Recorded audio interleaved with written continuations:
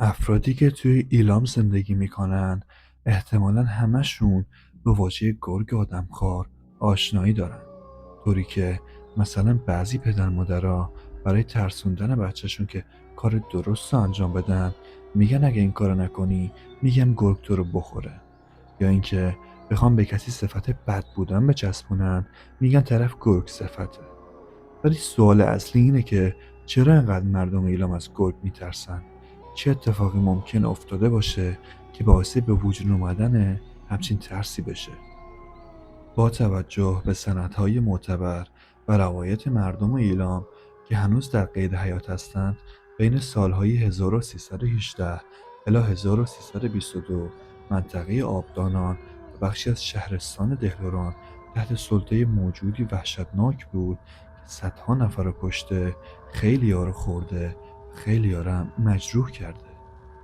اگه بخوام چند ویژگی این حیوان وحشی رو براتون بگم، باید بگم که این حیوان سرعت زیاد، جهش‌های ناگهانی و مهارت فوق‌العاده در شنا کردن داشته و چنان هیبت ترسناکی داشت که وقتی وارد آبادی‌ها میشد، تمام سگ‌های آبادی قائم میشدن و تا نرفتن این موجود سر کلشون پیدا نمیشد.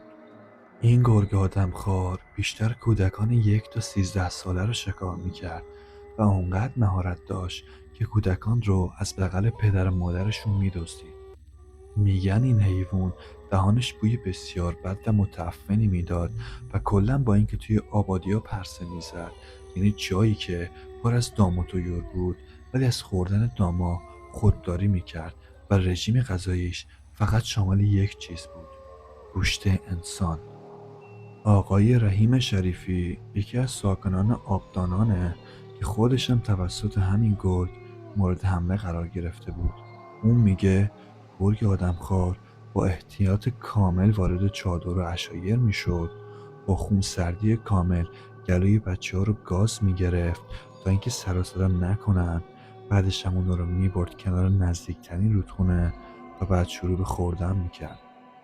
میگن توی اون سالها خبر پیدا شدن گرگی که آدم میخوره و فقط سراغ بچه ها میره کل فضای منطقه رو ناامن کرده بود.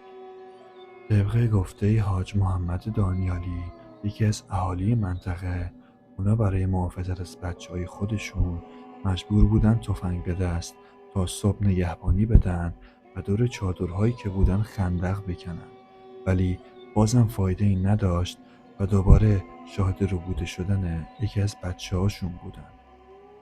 طبق بررسی ها و مستندهایی که به جا مونده، بین سالهای 1318 تا 1321 نزدیک 800 نفر از کودکان و افراد میان سال توسط گرگ کشته شده بودند یا اینکه زخمی شده بودند.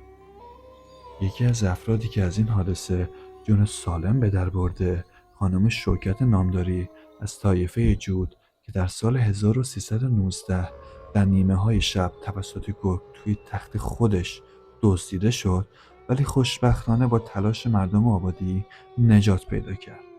یکی دیگه از بازمانده های حمله گرگ اینطوری برامون تعریف میکنه که در نیمه شب روی گلوی خودم درد شدیدی احساس کردم و حس کردم دیگه نمیتونم نفس بکشم، که بعد توسط این موجود به بیرون چادر کشیده شدم، ولی متوجه شدم که پدرم و چند نفر از اقوامم منو از چنگ گرگ نجات دادن. نمیدونم اگه اونا نبودن چه اتفاقی ممکن بود برای من بیفته. طبق گفته محمد چراغی که در اون سالها جزو ماموران دولتی بوده، مکان مورد علاقه این گرگ برای استراحت جنگل‌ها، بیشه‌زارها و همچنین در کنار رودخانه بوده است. همونطور که میدونید این داستان یه افسانه خیالی نیست، یه موجود واقعیه که بالاخره یه روزی اونم از بین میره. حالا بیایید بهتون بگم که این گرگ چطوریه و توسط چه کسی کشته شد. مردم برای اینکه بتونن این شکارچی خطرناک رو گیر بندازن، از سفنگداری ماهر و اسلحه هایی که توی زمان خودشون پیشرفته حساب می شدن استفاده کردن، اما هیچ کدوم اینا حریف گرگ آدمخوار نشده بودن. کشتن این گرگ نیازمند شجاعت و قدرت بدنی زیادیه که این صفات فقط در وجود شخصی به نام باباخان پور احمدی وجود داشت. تمام دغدغه این مرد شده بود کشتن گرگ آدمخوار. همین موضوع باعث میشه که عزم خودش رو جذب کنه و انتقام این همه کودک کشته شده رو بگیره. در یکی از شب‌های سرد زمستان 1321 دست روزگار گرگ آدمخور رو روبروی کربلای باباخان قرار داد. جانور در حال فشردن گلوی فرزندی در آغوش مادرش بود که کربلایی با زدن 2 گلوله به گرگ اونو چند متر اونورتر پرتاب میکنه و بالاخره هیولای ایلام کشته میشه. خبرش مثل بمب توی آبادی پیچیده بود. 13 مرد لاشه حیوان رو جابجا میکنن و با چاقو میافتن به جون جسدش و شکمش رو سفره میکنن. اینطوری بود که داستان گرگ آدمخوار ایلام برای همیشه به پایان میرسه. طبق گزارشات حیوان همیشه دهنش بوی بد میداد، پس احتمالاً دندون خراب داشت که باعث شده بود مثل گرگای دیگه نتونه عادی شکار کنه و به جاش سراغ طعمه‌های راحت‌تری بره، یعنی بچه‌های انسان.